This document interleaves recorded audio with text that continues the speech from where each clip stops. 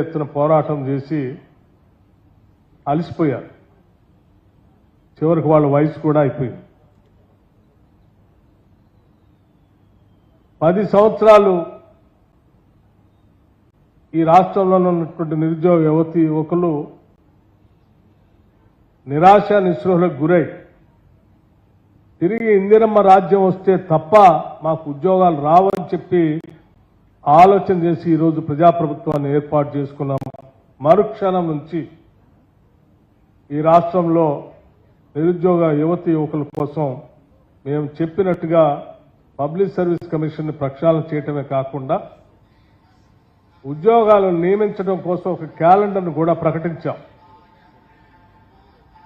దేశంలో union public service commission ఉన్నటువంటి వాళ్ళు ఏ రకంగా అయితే క్యాలెండర్ ప్రకటించి ప్రతి సంవత్సరం ఆ డేట్లకు అనుగుణంగా ఉద్యోగాలకు సంబంధించినటువంటి నోటిఫికేషన్ ఇస్తారో, పరీక్షలు కండక్ట్ చేస్తారో, అదే స్థాయిలో అంత ట్రాన్స్పరెంట్గా ఎటువంటి లోటుపాట్లకి లోపబోయిస్తున్నటువంటి వ్యవస్థలు లేకుండా దాన్ని ప్రక్షాళన చేసి వచ్చిన దగ్గర నుంచి ఇప్పటి వరకు ఉద్యోగాలకు సంబంధించిన ప్రక్రియ పెద్ద ఎత్తున చేసుకుంటూ పోతా ఉన్నాం.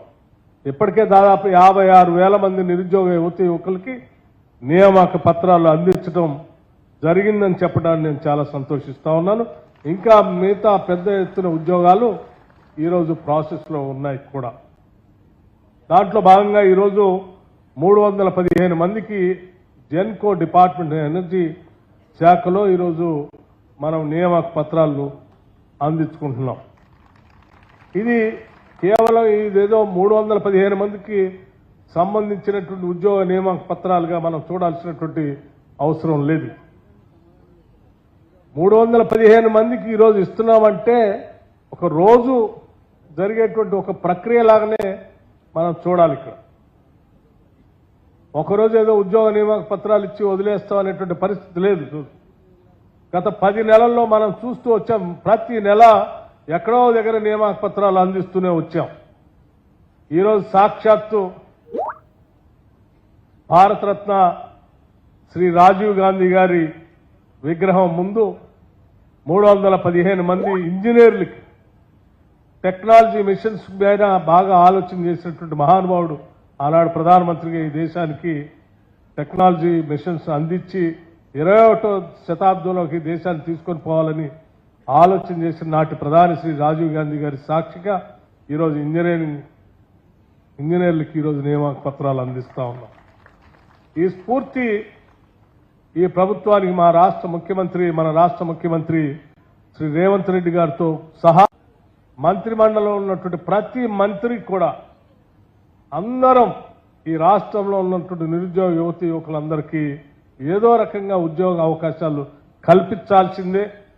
అది ప్రభుత్వ పరంగానా, లేకపోతే ప్రైవేట్ పరంగానా, లేకపోతే సెల్ఫ్ హెల్ప్ ద్వారానా, లేకపోతే సెల్ఫ్ ఎంప్లాయ్మెంట్ ద్వారానా అని చెప్పి ఆలోచన చేసి ఎవ్వరు కూడా చదువుకున్నటువంటి నిరుద్యోగ యువతి యువకులు ఖాళీగా ఉండకూడదనేటువంటి ఆలోచనతో ఈరోజు రాష్ట్ర ప్రభుత్వం ప్రణాళిక తయారు చేసుకుని ముందుకు పోతా ఉంది.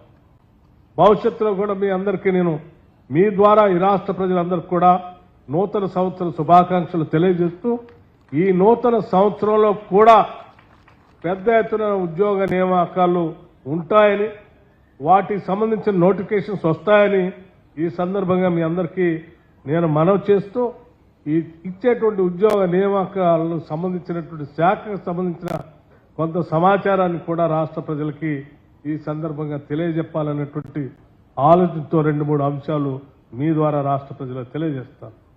మిత్రులారా, మనందరికీ తెలిసిందే ఈ రాష్ట్ర ఉత్పత్తిలో జిఎస్డిపిలో ప్రధాన పాత్ర పోషించేది ఎనర్జీ.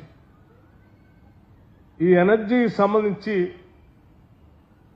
ఎప్పుడూ నిత్యం మానిటర్ చేస్తూ 24 గంటలు మానిటర్ చేస్తూ ఏ ఒక్క నిమిషం కూడా క్వాలిటీ పవర్ లేకుండా ఇబ్బంది పడకుండా ఉండాలనేటువంటి ఆలోచనతో పనిచేస్తున్నటువంటి ఎనర్జీ శాఖకు సంబంధించిన ఉద్యోగ వ్యవస్థ మొత్తాన్ని నేను ముందుగా అభినందిస్తా ఉన్నాను. గత సంవత్సర కాలంగా రకరకాల దుష్ప్రచారాలు చేశారు. సోషల్ మీడియా చేతిలో ఉందని, లేకపోతే పత్రికలు వాళ్ళ చేతుల్లో ఉన్నాయని, మనం ఏది చెప్తే అది ప్రజలు నమ్ముతారని, కాంగ్రెస్ ప్రభుత్వం వచ్చింది రాగానే కరెంటే లేకుండా పోతుందని చెప్పి రకరకాల ప్రచారం చేస్తే కూడా ప్రజలు విశ్వసించలేదు. ఎందుకంటే కరెంటు పొందేటువంటి ప్రతి ఇంటిల్ని పాది వాళ్ళకి తెలుసు కరెంటు 24 గంటలు చాలా స్పష్టంగా క్వాలిటీ పవర్ వస్తుందని. అది ఏ స్థాయి వరకు వెళ్ళిందంటే మన ఉద్యోగస్తుల యొక్క నైపుణ్యం మనం ఈ మధ్య కాలంలో చూసాం. పెద్ద ఎత్తున ఫ్లడ్స్ వచ్చాయి. ఖమ్మం జిల్లాలో అయితే పూర్తి స్థాయిలో నగరం నుంచి అన్ని గ్రామాలు నీటితో మునిగిపోయాయి. సబ్ స్టేషన్ నీళ్లలో మునిగిపోయాయి. స్తంభాలు నీళ్లలో మునిగిపోయాయి. పెద్ద ఎత్తున కరెంటు కట్ అయి స్తంభాలు ఇరిగిపోయే పరిస్థితులు ఉంటే రాత్రి పూట కూడా దాన్ని ఇబ్బంది పడకుండా ఉండాలని చెప్పి ఆ వరదల్లో నీళ్లలో కూడా మన ఉద్యోగ వ్యవస్థ అక్కడికి వెళ్లి స్తంభాలు నిలబెట్టి కరెంటు కట్ కాకుండా చేసినటువంటి ప్రాంతాలు నేను ప్రత్యక్షంగా చూశాను.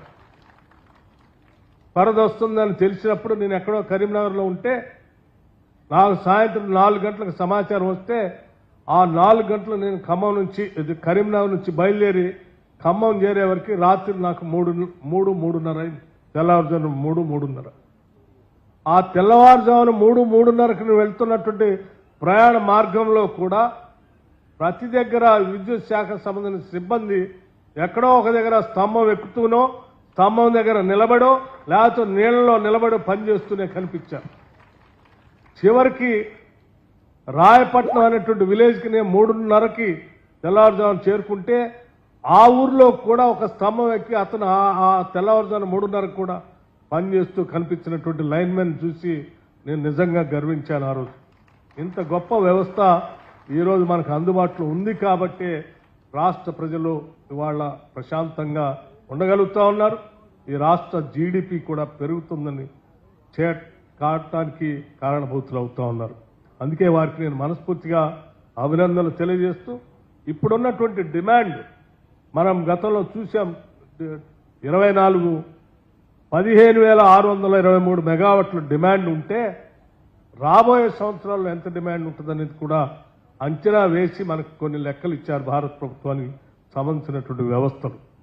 దానికి సంబంధించి 2030 నాటికల్లా ఈ గరిష్ట డిమాండ్ 22,448 మెగావాట్లకి పెరుగుతుంది. దానికి అనుగుణంగా మీరు ఆలోచన చేసుకోవాలంటే మన రాష్ట్ర ప్రభుత్వం మంత్రి మండలి లేకపోతే మన విద్యుత్ శాఖకు సంబంధించి అధికారులు అందరూ కలిసి కూర్చొని కొన్ని ప్రణాళికలు తయారు చేశాం. అంటే ఈ డిమాండ్కి ఏమాత్రం తగ్గకుండా కావాల్సిన కరెంట్ కూడా మనం ఉత్పత్తి చేయాలి. అట్లాగే అందుబాటులో ప్రచారం చేయాలని కార్యక్రమాన్ని దాన్ని దృష్టిలో పెట్టుకొని ప్రణాళికలు తయారు చేశాం. ట్రాన్స్మిషన్ కూడా ఎక్కడా లోటుపాటు లేకుండా ఉండే విధంగా ప్రణాళికలు తయారు చేశాం. అందులో భాగంగా థర్మల్ పవర్ కానీ లేకపోతే గ్రీన్ ఎనర్జీని కానీ తీసుకొని రావాలనేటువంటి ఆలోచనతో ముందుగా థర్మల్ పవర్తో అందుబాటులో ఉన్నటువంటి అంశాలు ఎక్కడెక్కడ ఉన్నాయని ఆలోచన చేసి ఈ రాష్ట్రం వెలుపల మనకున్నటువంటి